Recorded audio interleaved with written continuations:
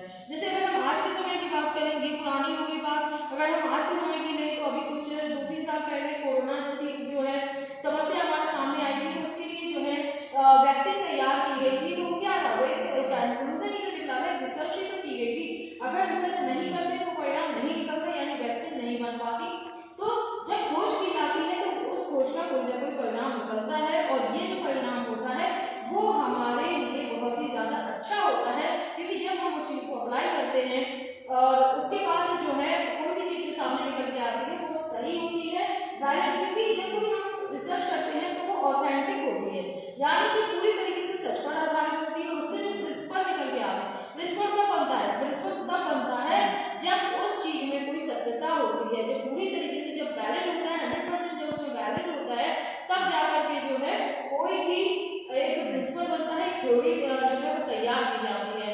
तो थीसिस लिखने का भी एक हमारा कहा जाए पॉइंट वो हमारा आता है सिलेक्शन ऑफ सब्जेक्ट